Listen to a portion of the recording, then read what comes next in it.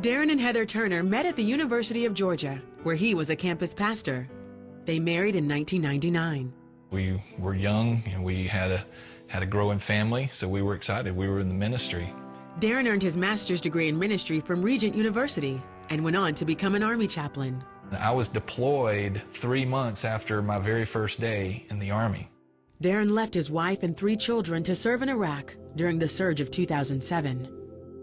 Heather was in constant fear that something would happen to him.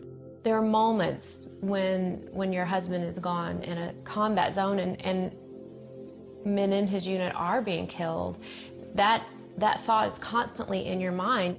Darren lost many of his fellow soldiers in the war and had a hard time once he got back from deployment. The things that were going on in my heart were pain, there was grief, trying to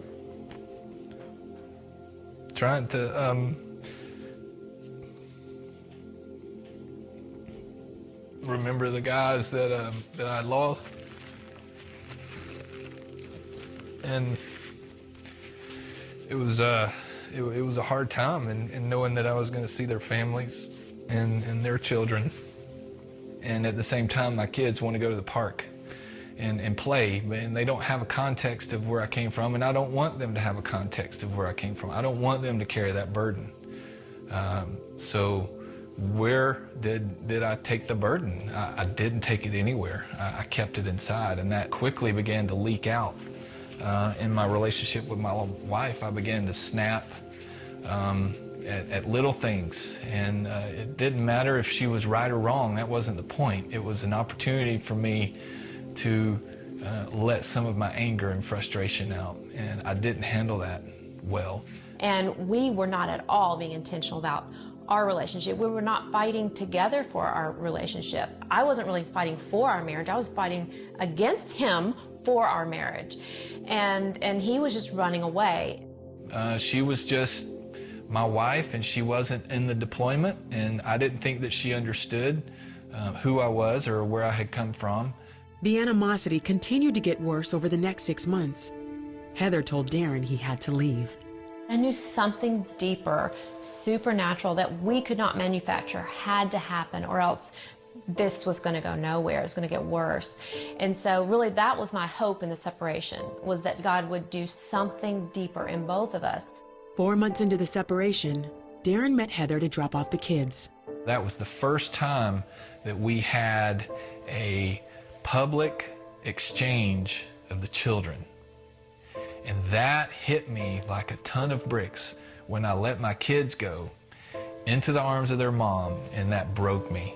I was devastated and just crying out, God, what is going on? How can we ever work? How can we ever survive this?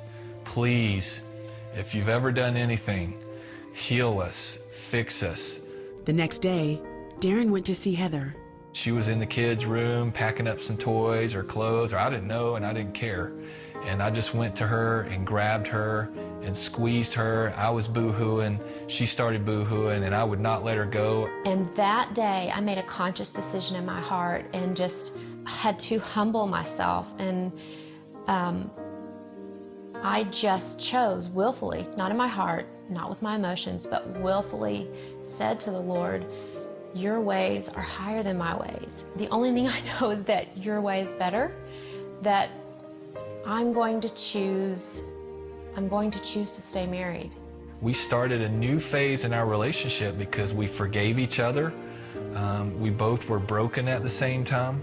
This was divine inspiration in our lives, and thank God that He interrupted our selfishness. And it was as if a fog was lifted. As soon as I consciously humbled myself and agreed with the Lord,